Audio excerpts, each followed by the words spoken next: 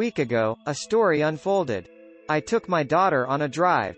We meandered through an unremarkable mountain road, pausing at a roadside diner to grab some food. Then, thinking it would be fun to scare her, I veered off onto an unpaved side road. Her attempts to stop me only fueled my amusement, and I pressed on deeper. Suddenly, the engine gave out. Stranded deep in the mountains with no cell service and lacking any knowledge of cars, my daughter and I were at a loss. The diner we had eaten at was hours away on foot. With no other option, we decided to spend the night in the car and set out for the diner on foot the next morning.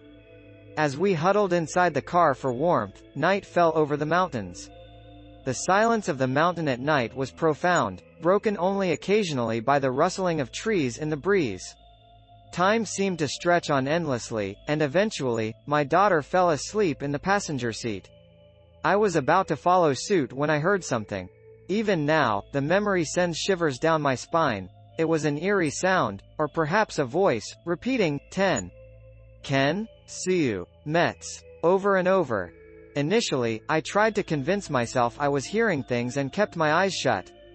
But the sound seemed to draw closer, and panic forced my eyes open. What I saw was a white, flat figure approaching the car with erratic movements. It resembled Jamila from Ultraman, a headless silhouette with what appeared to be a single leg. This entity, if you can call it that, hopped towards us, flailing its arms wildly and shaking its body.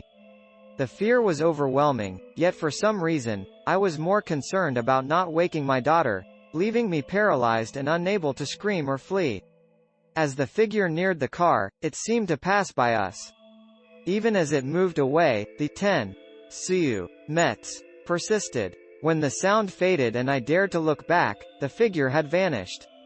Relieved, I turned to check on my daughter, only to find the entity staring in through the passenger side window.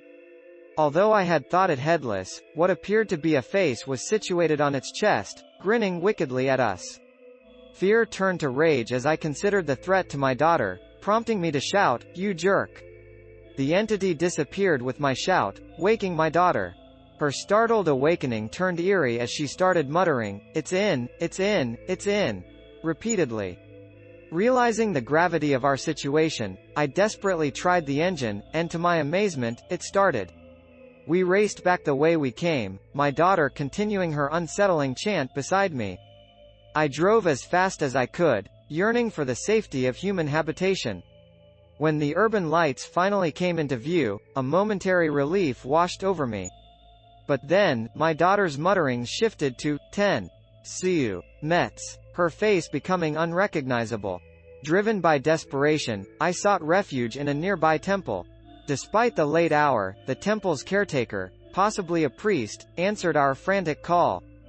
Upon seeing my daughter, he demanded, "What have you done?"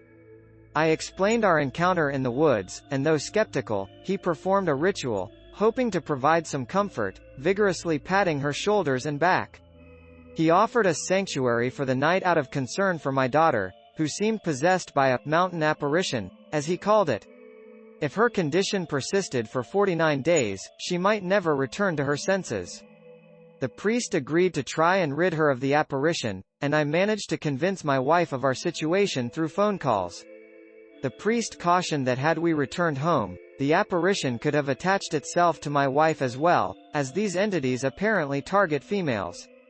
Until the apparition is fully exorcised, my wife must remain apart from our daughter. A week has passed, and my daughter remains under the priest's care. Her demeanor is unrecognizable, greeting me with a sinister smile and unsettling eyes each day. I long for her to return to her former self. Let this serve as a warning. Do not take to the mountains in jest. How did you find this story? The terror that a single side path in the mountains can lead to.